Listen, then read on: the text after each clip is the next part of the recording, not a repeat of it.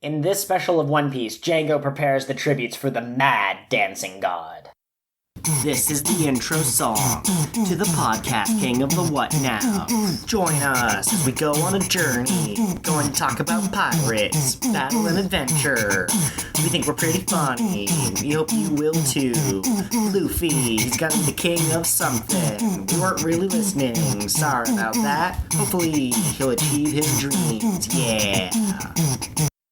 Hello, fellow adventurers of the Grand Line, and welcome to episode 28 of King of the What Now, a podcast where we discuss One Piece. I'm Joel, and today I'm posing quite seductively in a pool of water. You can see my butt cheeks. Oh, and I'm a longtime fan, too. I was just so distracted by my own nakedness. He has a mirror out and everything. Yeah. And I'm Curtis, the newcomer, and also the key to this whole podcast. If I were to be destroyed, everything would fall apart.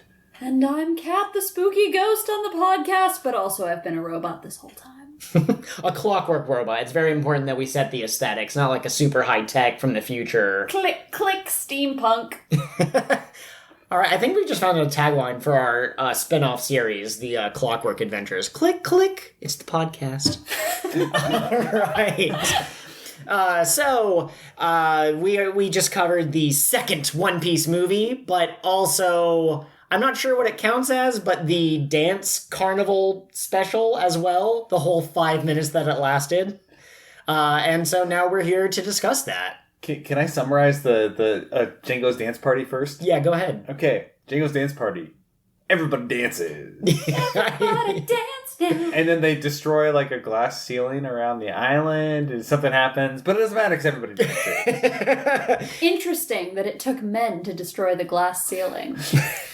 That's pretty great. Now, to kind of give a little bit more context, there's a town, there's a giant disco ball, Jango uses that to hypnotize everyone, they all dance, that's generally it. But then, as they start to dance, the ceiling, like the actual sky begins to crack, and I guess this island was inside of a dome the whole time, but they didn't explain that. We had questions, but the main point is that everybody danced. Oh yeah, it was funky. I was very confused when I saw the giant disco ball was just attached to the sky. It didn't make any sense. I'm positive that it was like a reference to something else that Probably. we're just missing because we're not Japanese. It very well could be. Also, do you remember me explaining that the cover stories tell stories that aren't explicitly canon? Yes, is this one of them? Kind of.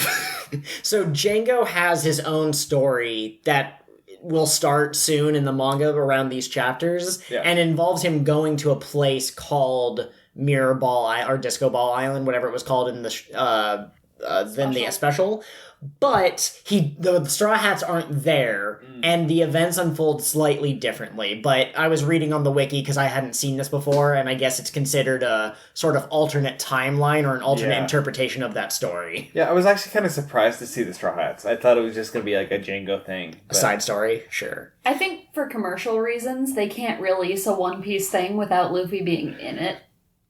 I mean, could be. That could very well be it. We're here to see the Straw Hats. Those are the ones that we've grown to love. Jango, while being kind of interesting, is not going to kind of carry his own. But it's only 5 minutes, so really I don't even quite understand. They could have released like 6 of these. One that was Jango, one that was Buggy, one that was like the Niabin brothers. You know, and they could have just had like these weird random shorts. I think that people would have appreciated that.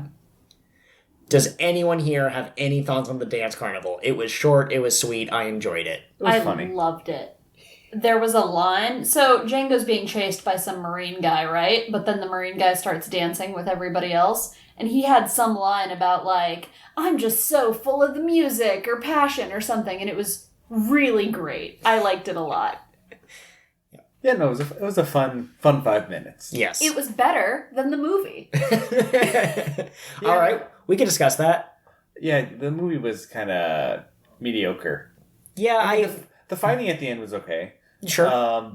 The overall plot was better than some of the filler that we've seen thus far, but it wasn't like superb. Okay. Do you want to summarize the movie for people? Yeah. Okay. So it starts off, they're on a beach, and they see the Going Merry... the Straw Hats are on a beach. They see the Going Merry sailing away, but all of them are on the beach, so someone stole their ship. They end up on a little, like, paddle boat, which I only include because it's kind of funny. And they're all, because a bunch of them were in their swimsuits, they needed actual clothes, so they're dressed like in wedding clothes because that was the only place they could find to get clothes. Mm-hmm. So that's not important. It's just funny. So they eventually stumble upon these brothers who are out at sea. They're thieves, and which, isn't suspicious at all. The first two people you run into are thieves after someone stole your ship. I'm sure that's not anything.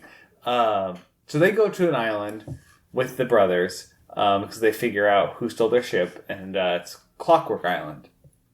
Hence the title of the movie. Mm-hmm. The island is like imagine a normal island, but up in the air and connected to a smaller island that's actually on the water with this weird corkscrew spiral thing. It's almost like a Q-tip, I guess, where the part of the island that's in the water is an island, but no one lives on it, and then way up in the top it rounds out again, but in between it's a very narrow spiral staircase. Exactly. So Nami, before they get to... Oh, that's why they went to the island. I forgot about this. Okay. So they run into the Trump pirates. Named after the Trump suits. The one of the female characters is called like the Queen Bee, and the Queen is one of the suits, and there's a ace and stuff like that. They have a deck of card theme going on. And at the end of their initial encounter, Nami gets kidnapped and taken to the island. So that's why they're going to the island, is to rescue Nami.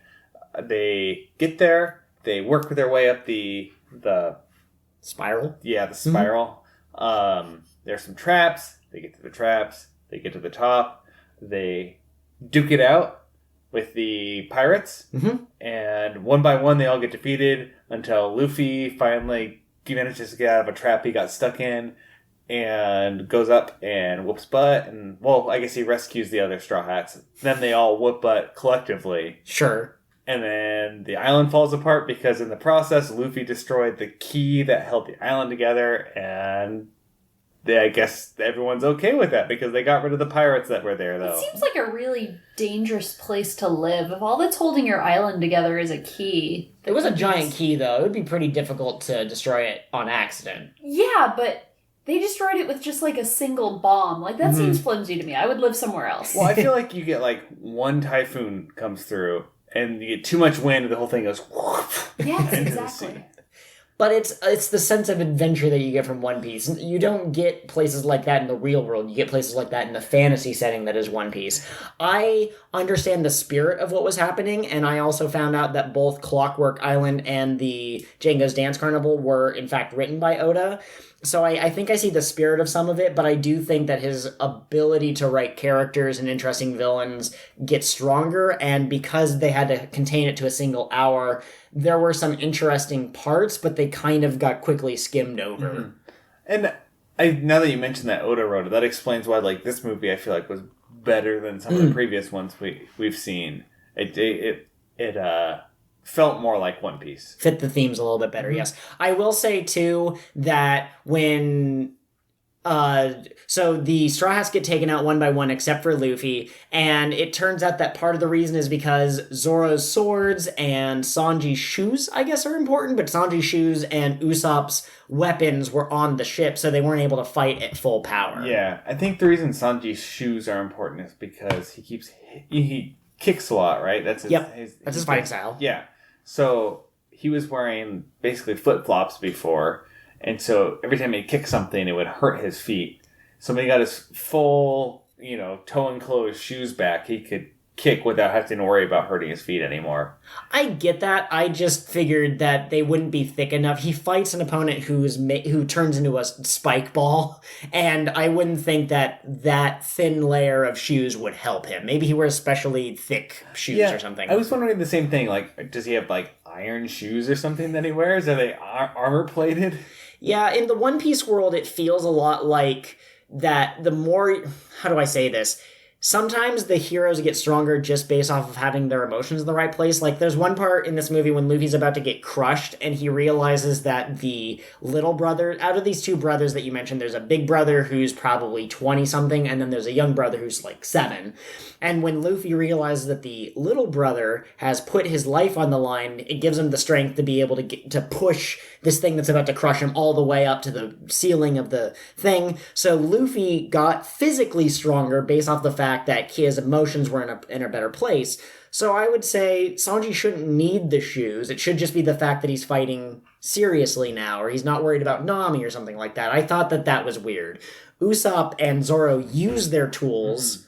Sanji should have just continued the fight barefoot, and they should have had the bad guy go, "What, with just his bare feet?" And then Sanji be all like, "Yeah, that's what I do when I'm protecting a lady." I think that the issue would have been that they could have done that from the beginning, and I think he was trying to set it up so that they were weak until the end, so that it had the reason for them to get beat down initially and then come back. So, because basically their ship, when it got stolen, they somehow got it up to the top of the island. I think they said something about an elevator or something. I don't know. Actually, you know what? The older brother, we should say their names. We wrote them down here. It's Boruto is the older brother, and Akisu is the younger brother. And we should also point out they're not really brothers. They're brothers. They're adopted brothers, more or less. Yeah. And I really do. I want to circle. You know what? We always say, let's circle back on that. I'm always afraid that we'll forget to bring it up. So I'm talking about it now, dang it, putting my foot down. You'll notice that none of the people we've met in the Straw Hats... Well, okay, that's not true. We have Nami, who has a sister, and we have Usopp, who had his mom, though she passed away. But Luffy has no family members that we've seen or met or mentioned. Zoro, as far as we know, didn't have any parents. We didn't see anything like that when he showed up at the dojo. And Sanji had Zeph, who very clearly wasn't his birth dad, but raised him like that. And Usopp had his parents, but one died and one left, and Nami's mom also died. So I think that it's interesting that you have these two brothers who insist that they're brothers. Someone points out, well, you're not really brothers, are you? And they get really mad. I think the fact that they can choose their family is core to the One Piece series. And I think we're going to continue to see that. I think we're going to see that the strongest people are the people who fight together as a team, sort of a thing. Yeah. Okay. And Catherine, do you remember the names of the people within the Trump Pirates? The leader was Bear King, who ate the stone fruit, which made his skin really tough, but also he could heat himself to super hot levels? Yeah, that didn't make sense. He didn't explain it. Usually there's at least one throwaway line, but just all of a sudden his fist was hot and it was red. Maybe it was like magma's hot, and I'm basically, all forms of rock. Okay, maybe. Honestly, at this point, it's a One Piece filler villain. I don't get it, but Oda probably had a reason in his head, and if he explained it, we'd go, "Man, Oda, you're so smart." Well, and another thing too, I'm not going to tell you the specific example, but there's parts later where people will have special abilities, and you'll go, "Well, that doesn't really make any sense now, does it?" And so I just think that sometimes you have to just go with the wackiness. Yeah. But okay, so Bear King, big guy, made of stone, also really kind of can burn his fists. He wants to marry Nami because she's his type, and she can manipulate him for a little bit until he decides that he's done with her, and then he just takes all of his kid gloves off. There was a lady who was naked when we initially saw her. She was Queen Bee. No, her name was the Honey Queen.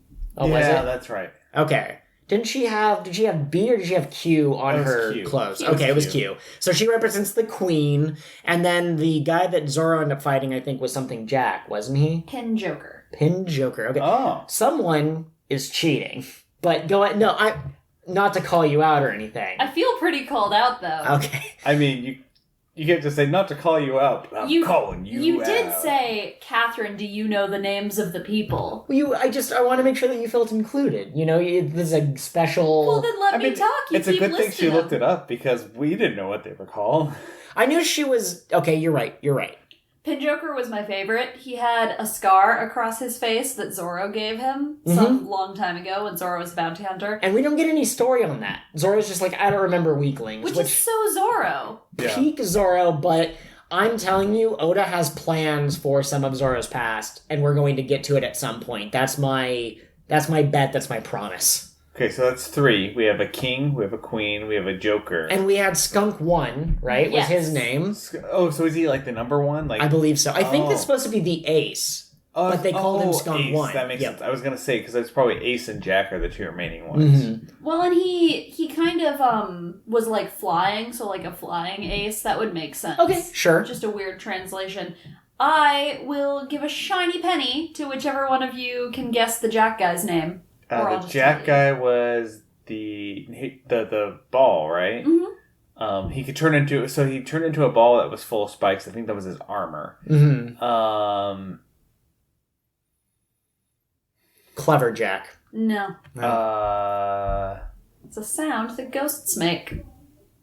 Boo Jack? Yeah, that was his name. Oh, that's right. I do remember What? that now. That sounds... What is that? How does that make sense? I don't know, but that's his name. Have your shiny penny. Oh, okay. I mean, I feel like I got a hint that Joel didn't get, but okay. You basically gave it to me. You're like, what's the sound that ghosts make? Who said that pirates are fair? All right, we very clearly are adventures on the Grand Lines. We put our life on the line for this podcast, so you take whatever advantages you can Okay, get. I will take my shiny penny. Thank you very much. And low-key, there's just a quick fact I learned when I was reading trivia for this movie. This is one of the only times where Usopp's opponent has a higher bounty than Sanji's. Interesting. I did not even realize that they had bounties. Yes. Oh, but- yeah, they when they were going to the island, Boruto was showing Luffy each of their... Oh, I didn't look at the numbers. I was just trying to like quickly take in the names or whatever. Yeah, I didn't... Okay. Well, I remember looking at it and really seeing numbers, so there must be a shot where you see the numbers, and I missed it. Okay. I'd like to point out, so 4 of those are actual trump cards, right? Mhm. The 5th one is a joker. The Joker is the one that can never get the words right. I feel like he's the odd man out in the situation. Sure. Yeah, he would say things like, all right, let's blow this popsicle bland. And someone would go, it's Stan. And he got angrier throughout the movie. It was a really interesting character quirk, and it was kind of funny. So I give full credit to him, the Joker, and... No, I'm just going to say that he's my favorite. Do you two have a favorite among the 5? He definitely was my favorite. He looks like a vampire, and I was really hoping we were going to get some vampire kind of stuff from him, and we just didn't. You might need to tune into later One Piece movies. Oh. Interesting. I actually haven't seen any of the movies. Well, okay, that's not true. I've seen the 3 most recent ones, and when the next one comes out next year, I'm definitely seeing that.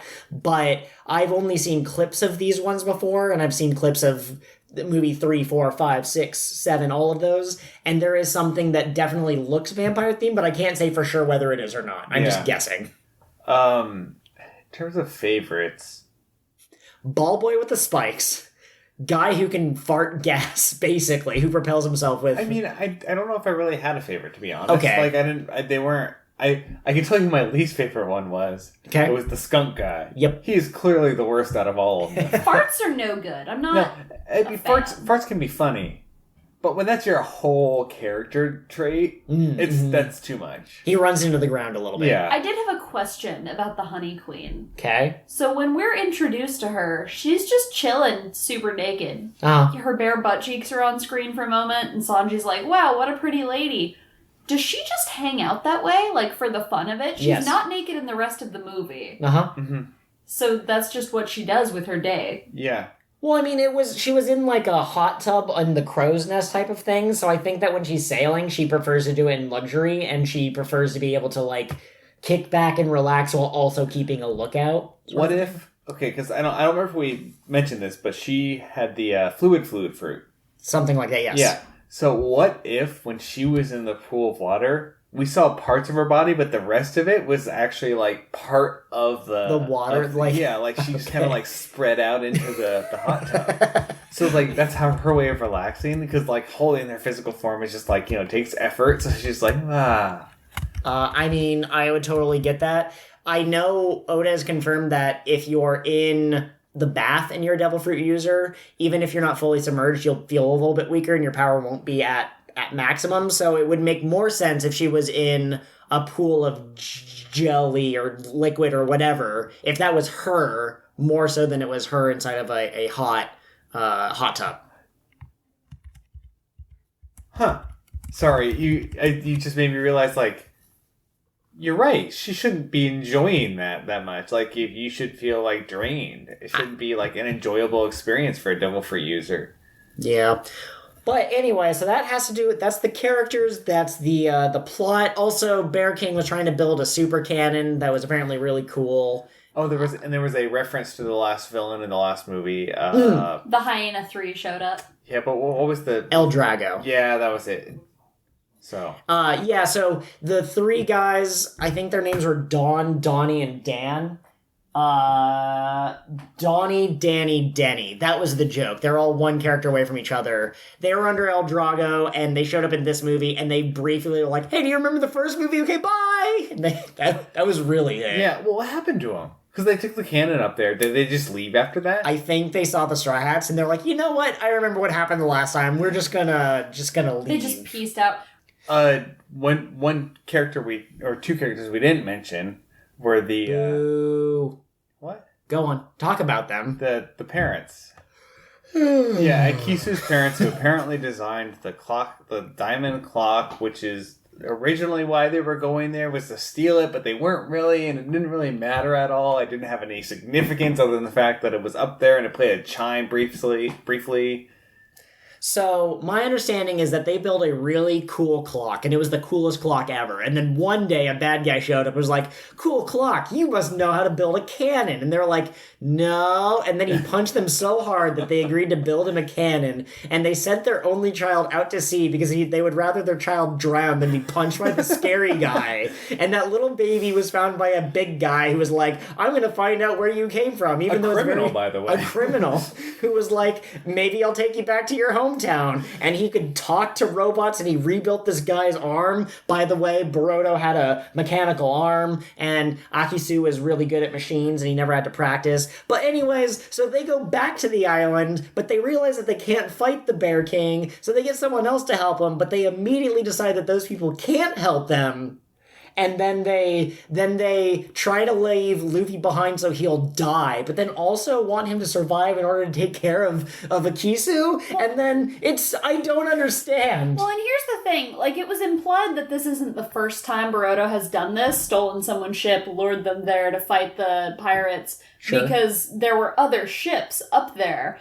And I'm wondering, why is this the time that he chose to go and fight them on his own? I mean, come on. Luffy inspired him. Luffy Fair. said there was a point where Luffy and Usopp both had good quotes, and I wish I'd written them down. There might be other One Piece podcasts that do a little bit better job of writing down explicit dialogue. But the point is, both Luffy and Usopp have a moment where they say, there's no point in fighting unless you're going to put your life on the line, unless you're going to put everything into it. And they inspired these two brothers to actually go through with it. And then Luffy was only inspired by their courage. So it was a snake eating its own tail Ouroboros situation. And I would like to point out, too, there was a good couple minutes, probably, where I was convinced that Akisu was 100% a robot. Well, Yes. and right before that, we were convinced that Boruto was 100% a robot. Because Boruto has the mechanical arm. So Yep. initially we were like, well, maybe Akisu built all of them and then built the memory into him that he had, found Saved him and such, yep. But the Akisu one was because he got shot in the chest. We're like, okay, first of all, they're not going to kill off the little kid like that. Nope. Second of all, there was no blood. And so it's like, what if his parents, who are, brilliant clockwork engineers, Scientists, yes. actually built him, and that's why they're his quote-unquote parents. Mm. And so that's why he survived the gunshot, too. No, he just ended up pulling a Batman and had like a steel... He had a metal plate under his shirt, and I get that, but at the same time, I just kind of wish that it had been foreshadowed in any way. They didn't give any kind of a hint where maybe earlier in the movie, the Boruto could have given him the metal plate and been like, use this for protection, and then at the end of the movie, hey, I didn't die because I took that thing and put it under my jacket. We're so clever together. Yeah. I mean, maybe he's smart and had forethought, but it's like... Yeah, it was a little bit of a butt pull. Yeah. So... they just didn't want the kid to die, but they also wanted him to seem to have died. Yes, and they also wanted him to have the courage to protect the big brother who had spent so long protecting him. Yeah. Sort of thing. That makes perfect sense. Can we just talk about the fact that this was basically Fishman Island arc a little bit in terms of the villains? Because the thing that Zoro does is he's badly injured, he's fighting an opponent, and he goes, I can't die here because I have to face Mihawk, and he pulls out the ultimate power. Yeah. And Sanji's thing is he was fighting an opponent that he was losing to, and then started beating the crap out of them because they insulted Sanji, and he was ranting about, who can't I protect the entire time? Yeah. Well, and Nami was being held by a despicable man. Usopp's victory was he used something that was flammable to explode his opponent. I have noticed a trend in the One Piece movies I've seen that they either reference canon in that way or they're an opportunity to show off like a new attack that the character learned. I think Zoro. Wow. I think Curtis just had a brain blast moment. Well, and then wait, Fishman Island. That was Arlong Park, right? Arlong Park is what I meant. Yes. Okay, I thought you. Just ignore the fact that my words are wrong. Okay. And then Luffy at the end of Arlong Park destroys the castle. Yeah, there you At the end go. of this movie, destroys the whole freaking island. I got a question. Yep. Every time we watch one of these filler arcs or these movies where there's like a little kid character, they're never interesting. So how would you two make him more interesting? Curtis, I'll let you answer this one first. I know you go first anytime to All right. brainstorm. Did you say transform? He said brainstorm. Oh, I do okay. need to have Are a you a clockwork person? Click, click, click, click. Like steampunk. I will say that the way to make the kids more interesting is to give them a bit more interaction and personality. It's clear that Akisu cares about Boruto, and his arc is learning that even if he's a kid, the sea doesn't care, it's indifferent, and he has to kind of...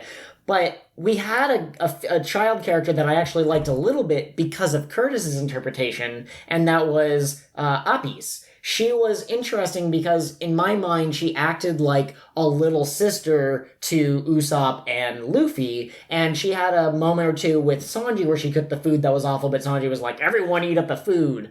At the same time, we had 8 episodes with Apis, 7.5, however long we had with her.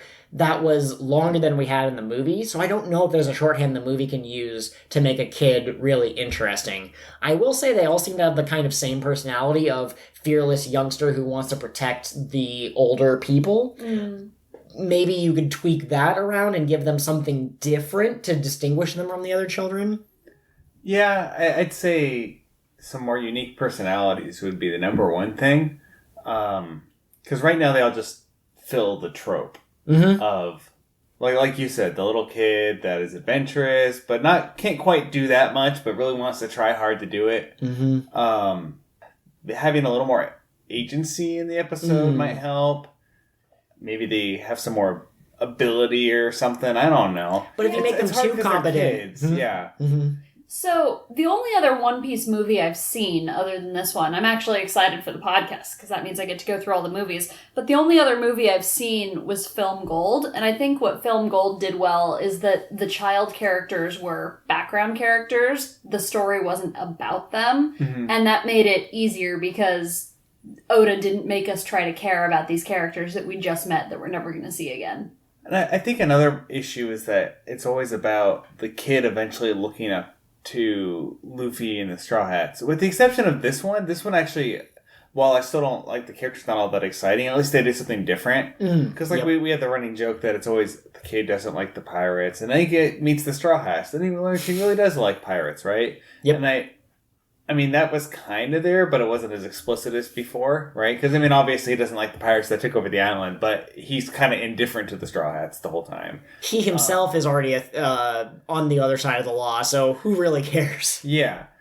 And it didn't end with him, having, this big crush on Luffy. If anything, he still wanted to hang out with his adopted older brother, right? He wanted to be with Boruto.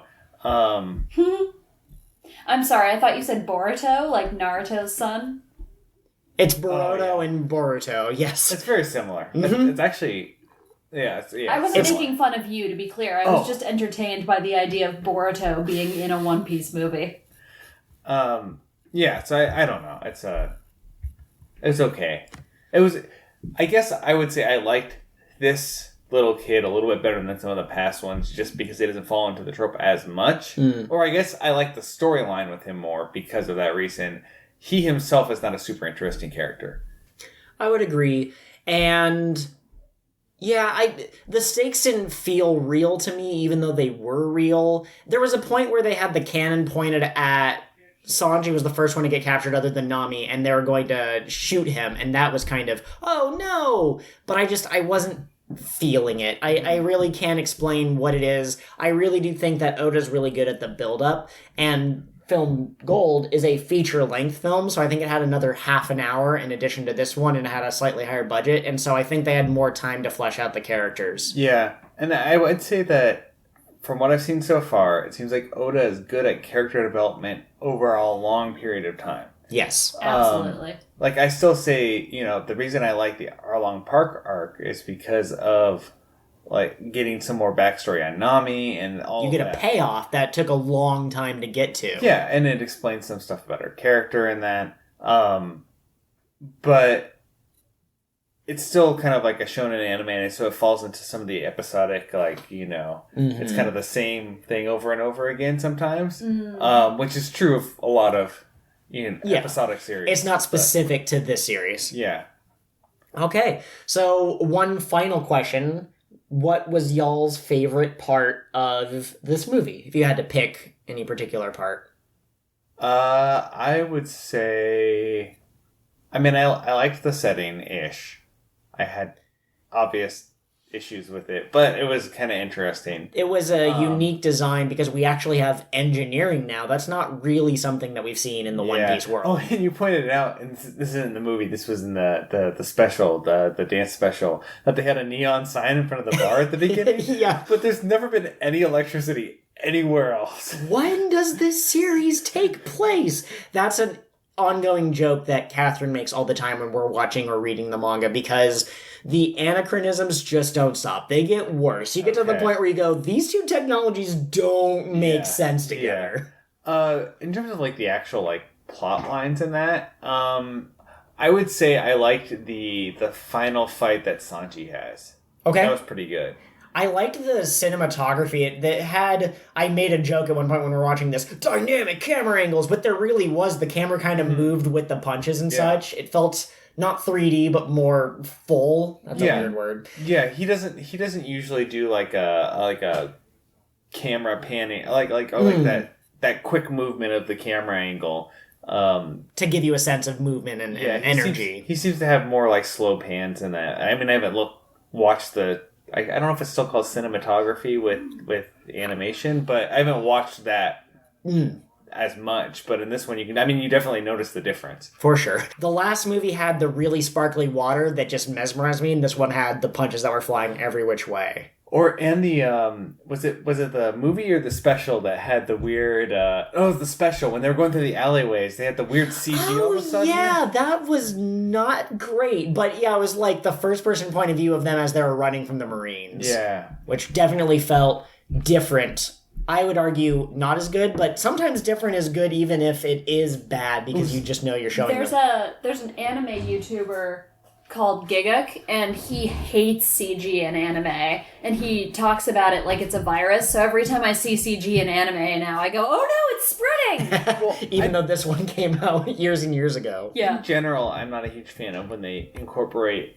like obvious CG into animation, like especially that early stuff, because I think they did that a lot with there were a few Disney movies. I think they did it with like Tarzan and stuff like that, where you can kind of tell the difference between the when they used the computer assisted stuff and when they did the hand-drawn. Yeah, and it just kind of mixing the two adds a weird dissonance. Yes, it's jarring. It takes you out of the immersion a little bit, especially if the movie mostly conforms to the animation of the TV show, except for this one scene. Okay. But we're getting a little off track. You looked like you're Catherine. I keep forgetting people can't see where I'm pointing and facing. But Catherine... You over there! My God, we're being joined by the secret fourth co-host. A goat in a suit.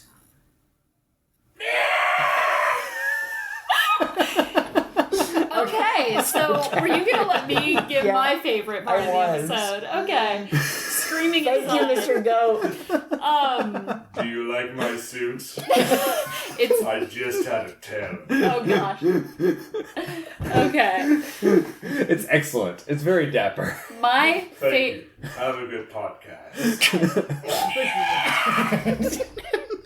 This is actually a long sound to make sure that Catherine can't get a word in edgewise.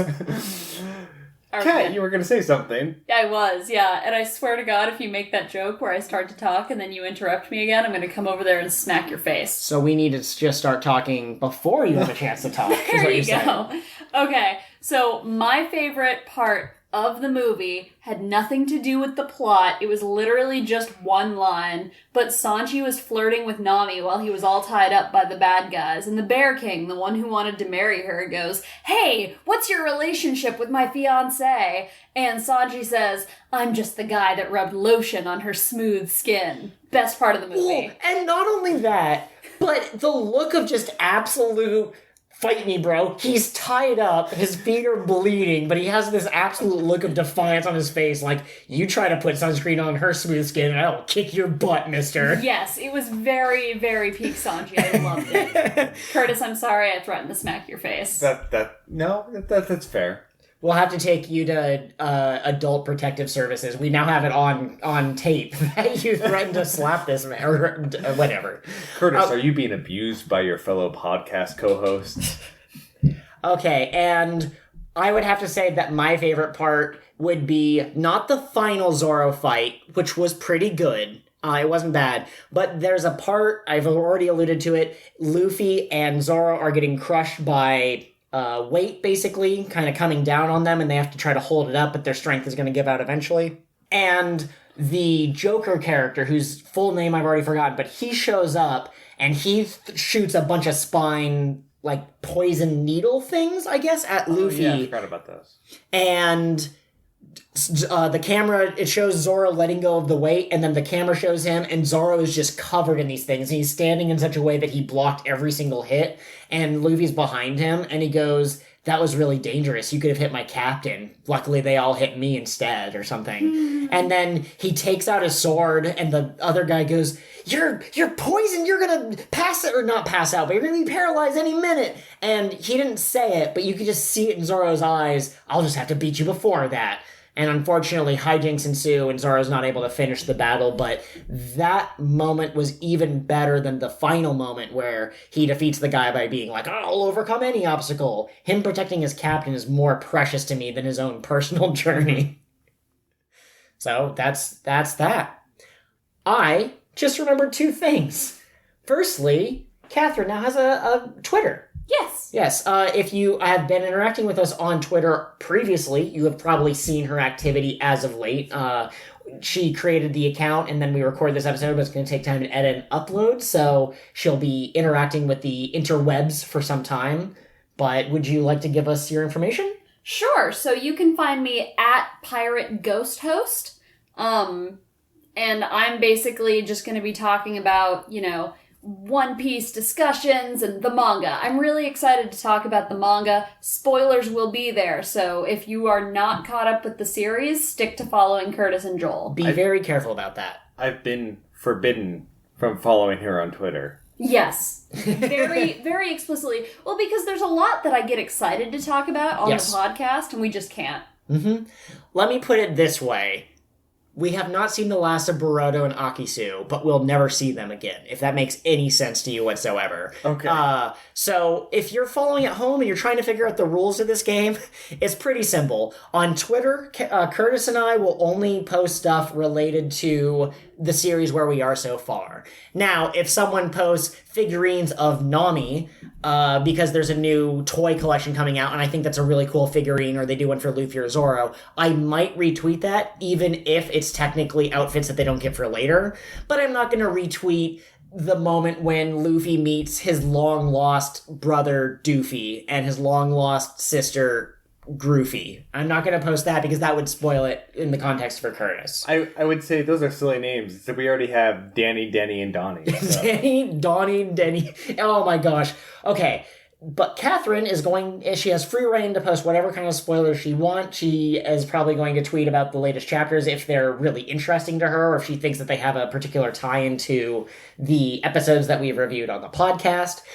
If you want to follow us on Tumblr, there's only one account, and it's mine. And because I know that Curtis is not going to get on Tumblr, and he's the only one who isn't caught up with the current, I post as many spoilers on there as, not possible, but as I feel like. She That's just true, posts you the do. whole series on there. Well, and the other thing about Twitter is if you have a spoilerific question or if you want to bring up a point, do that on my Twitter or send it to Joel's Tumblr. Or we have the Gmail as well, which the Gmail and the Tumblr are mostly my domain. Mm-hmm. If you have spoiler questions you can send to the Gmail, just say not for Curse's eyes. Well, and I mean, that goes straight to you anyways, so I would only hear about it if you told me about it, so. That's true. Sorry? This is kind of a tangent. Yep. So we have at Pirate Ghost Host. We should do another one that only posts pieces of darkened bread in the shape of One Piece characters called at Pirate Toast Host. You get right on that, buddy. Or you can invite your goat friend to do it. At Pirate Goat Host. Okay, and another thing related to the social media thing that's going on, I'm trying to put even more of my thoughts out there. So I have started Fanfic Friday. At this point, I've released 3 or 4 of those, and it's just a way to interact with fans, and it's just a way to kind of put my thoughts out there. I'm going to try to capture as much of the goofiness of One Piece as possible, as much as the action from One Piece as possible, as much of the stuff that I find interesting. For example, the character Dragon. It's going to be a while before we see Dragon again. He might show up in my fanfictions more often than he shows up in the show because he's so enigmatic. Now, I'm going to try very hard to keep spoilers out of my fanfic. I'm not going to write about the 6th member of the crew when we've only met the first 5. But sometimes the ideas kind of leak through. I'll get halfway through writing one of these and I'll go, oh, that's very similar to something that happens in Thriller Bark, for example. I'm imperfect. I just want to try to spread the One Piece loves, and I'm going to try to keep it as spoiler-free as possible. There won't be explicit ones, but you might notice a run-over of themes and that sort of thing. I do have a quick question about Fanfic Friday. Go ahead. How can your listeners participate if they want to do so? Is there a hashtag, or should they jump into your threads? So I've been using hashtag Fanfic Friday. It's kind of still in the beta phase. I don't know what I want to get out of this. But if you wanted to, you could always send your fanfic ideas, not ideas, what do I say? Like prompts. Yeah. Right. If you have prompts, you can send them to the Gmail, or you could at me at Twitter. You can retweet or comment or respond to the main thread, that sort of thing. But ultimately, I think that it's mostly going to kind of be my child a little bit. And if the fans want to see something, or they have an alternate interpretation, hey, you made Zoro the main character of this fanfic, but my favorite character is Usopp. Can you do an Usopp-centric one? I totally would love if you could start your own thread, have the first one be a reply to the last one in mine, and just be, well, actually, here's my Fanfic Friday. Love it. And if you've already written fanfic, tweet them at me, and I'll talk about them on my Friday postings. Yep, Catherine is an avid reader. I would love to be a reader, but I'm just lazy and playing Pokemon Go just far too much. So, that sort of thing. So, are you done with that segment? Sorry. Absolutely. So Joel, I have a question for you. Yes. Are your butt cheeks sore? You know, that's a strangely personal question, but we've known each other for so long, and I'm among my most beloved friends and family, including the people who listen to this podcast, complete strangers. So, yes, my butt has been a little sore lately. Yeah, I'm sorry about the I don't know if you got one of the hard chairs or not, but sorry about that. Seemingly unrelated question. What's your favorite type of mattress? My favorite type of mattress? If I had to pick one, there's just so many good ones. But you know what? There's that kid in me who just loves the sensation of the water beds. I know they're dangerous and they might pop or something like that, but live life on the edge. Yeah, exactly. What's life without the imminent threat of death? Yes. You gotta be willing to put your life on the line. A mattress is not a toy. If you pull that out, you best be ready to sleep on it. So what would you say if I told you that your butt cheeks right now could have all the comfort of a waterbed mattress without the whole mattress? Hold on a second. Are you talking about some kind of like waterbed chair or something? Would I get one for work or? No, not a chair. This travels with you, Joel. Oh, does everywhere it? you go. Yes. Is it a cushion? Not quite. Almost though. It's just built right in to your clothing. It is water pants. Wow. Yeah. Curtis, what a seamless segue into our sponsor for this week. When you said, "Are you done?" I have a bit of a tangent. I did not notice we were going into another scene. That's so Yes, amazing. I know. You're getting so much better. It's like I'm a seasoned podcaster now. How many seasons? All 12? Yeah. 65? 102? -5? I don't What? know. How many seasons are there? Oh no, his clockwork brain has started malfunctioning. We just finished season 1 of the podcast. Oh. Yes. I didn't know we had seasons. I thought we were talking about seasons on food, but okay. Anyway, you were doing the ad for this. Yes. Okay. Water pants. Yes, water pants. Water pants. You can distribute the weight of your butt cheeks across the water in your pants. Interesting. Okay. Yes, it's like a wonderful cushion that you carry around with you everywhere, and it only occasionally leaks, making your pants moist, which is, not always pleasant, but sometimes welcome. It depends on the situation, really. Sometimes that's just what I need to get through the day. I go, my pants are a little dry. I could use some moisture up in here. Now, let's say it's a cold day. Yes. Can you fill your water pants with hot water and have it function like a hot water bottle for your butt cheeks? You can. Excellent. You can do that. If you use the original water pants, #original water pants, #OG water pants, then the issue that you're going to run into is that eventually that water will cool down and potentially freeze, and at which point it'll make walking kind of difficult. Unpleasant. Yes. That's why they've also they're working on right now. It's in development. It's the new wintertime water pants. So it has a heating element in there to keep the water from freezing. You can also, as an alternative, this is a temporary solution, you can always fill your water pants with antifreeze, and it kind of works similarly. Just don't, don't... Make sure you tell people who may or may not be drinking water out of your water pants on occasion. This is taking a weird turn. Now introducing the canteen water pants. Go camping and take the water with you. Where's the nozzle on those water pants? I don't want to For answer that legal question. reasons. We can't get into that right now. It's at a very appropriate ankle location. I think it's an angle location. I was like, only if it's from an up... I don't even understand. So, all right, those are water pants coming to a store near you. You can order them online. It's sometimes best to buy them in the store, however. They haven't quite gotten the hang of finding the appropriate packing materials when it's shipped. They will, of course, take 100%. They will give you a 100% refund if it's damaged in any way on the way to your house, but sometimes you just can't wait to put on those water pants. Water pants. Surround your cheeks with comfort. All right. Okay, so we talked about our favorite part of the movie, and I feel like if we were going to have an MVP moment, we would have covered that. How do we feel about who's best girl in the Nami versus Honeybee category? Nami, okay? Yeah, I feel like Nami did stuff. And Honey Queen, she was cool. She was a goop girl. I wish we got to see more of her powers in action. But other than being naked, she didn't really do much. I think she was blatant sex appeal, and while that does appeal to certain people, it doesn't make for an interesting character. Yeah. At the same time, how interesting can you make one of 5 villains in a movie that only lasts for about an hour?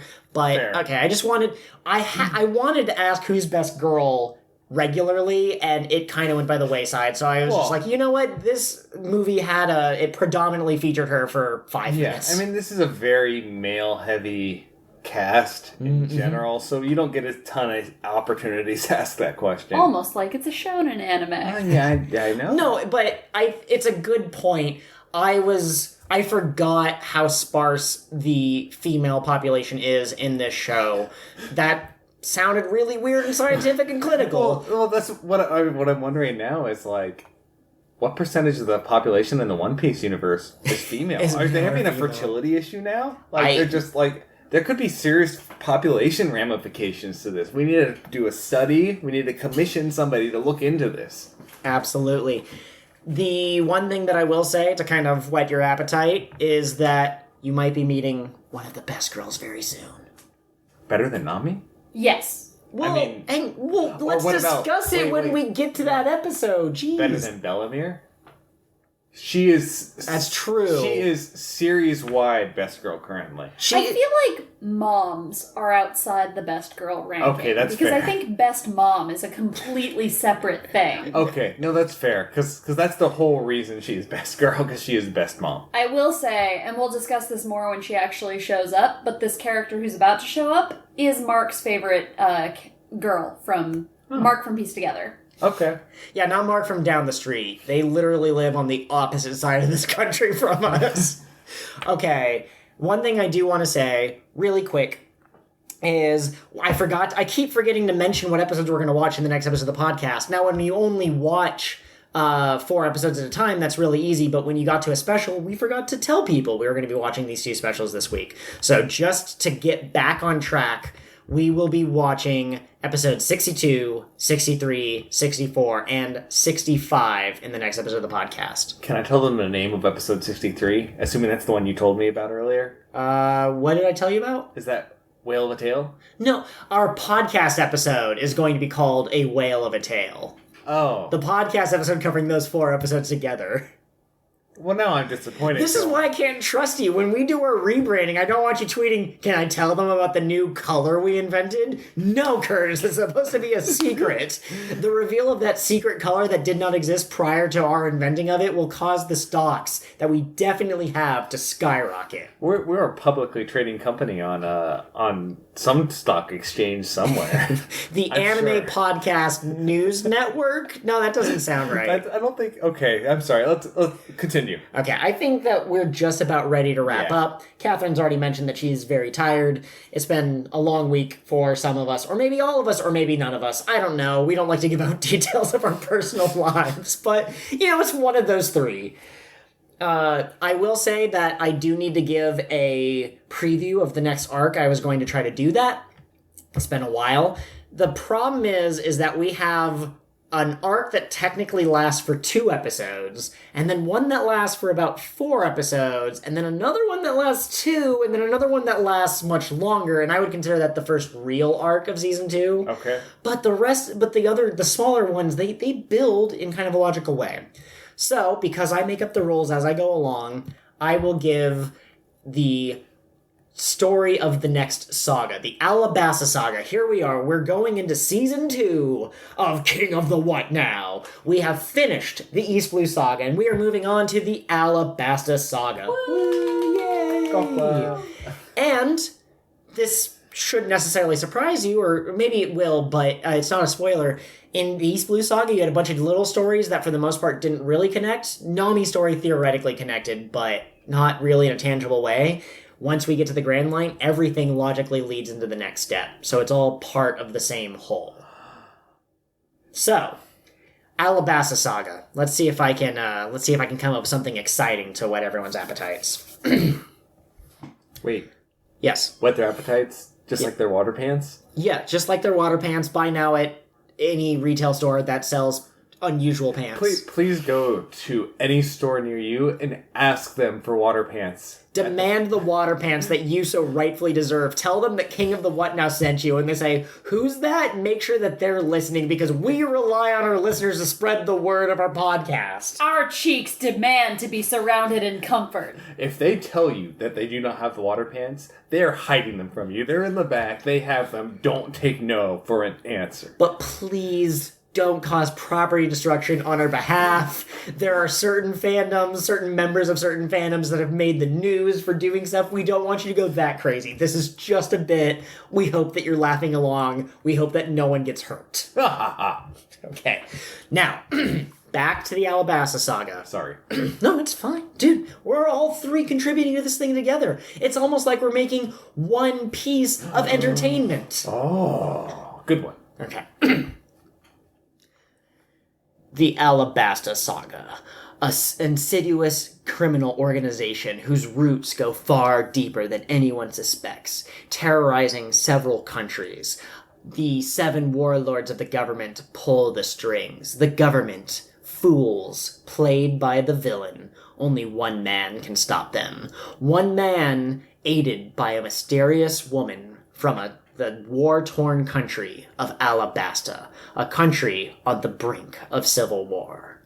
We travel to an island from the past. We travel to a place of mystery and intrigue. We meet 2 figures from myth.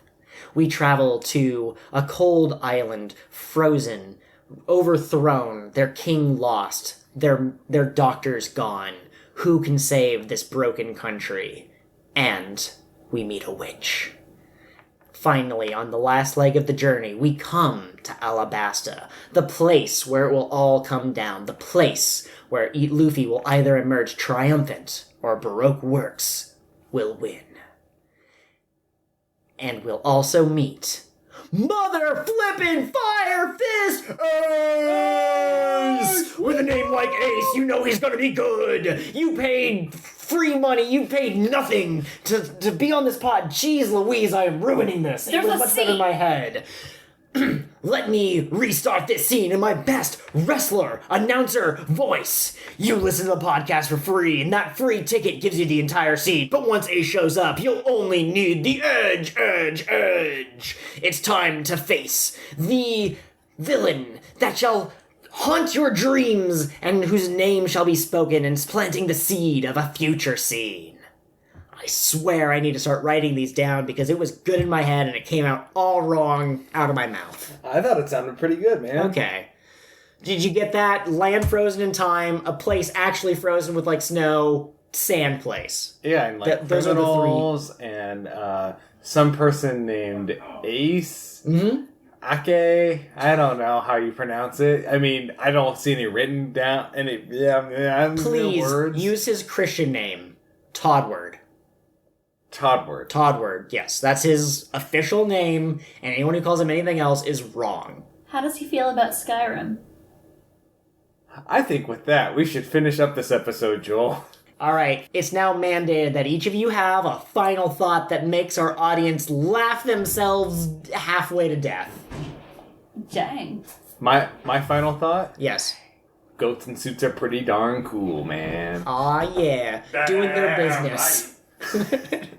This transaction has been denied! Why are we making sheep sounds for goats? That's my final thought. Oh, that's your final thought, that they're not the same? No, I have other final thoughts. My other final thought is that I'm really excited for the Alabasta Saga, and this special was a bump in the road to get there, so I'm ready. I'm ready for next week. My final thought is we need more Clockwork people in this show. My goodness, that was a great aesthetic, and I'm so mad that they used it for what essentially was filler. Give me that click steampunk. Absolutely. All right, everyone, official outro goes here. Have a great night, or a good morning, or a good breakfast, whichever of those 3 is applicable, but it can't be all 3. Bye. Bye. In this movie, Nami surprises by asking someone else to pay her with their body.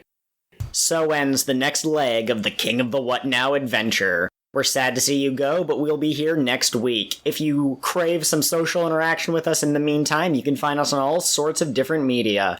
We have Gmail, Patreon, and Tumblr. All of those are King of the What Pod. King of the What Pod at gmail.com, patreon.com/King of the What Pod. kingofthewhatpod.tumblr.com. Our Twitter handlers are a little bit different. You can reach me at KOTWN_pod. And you can contact me, Curtis, at Pirate Co-host. Also, please take a moment to rate and review our podcast on whatever platform you're using to listen. Not only will this help others find the podcast, but your constructive feedback will help us improve the show as we go. Thanks so much for giving us a listen. Until next time, follow your dreams and protect your treasure. Remember, it doesn't need to be literal treasure.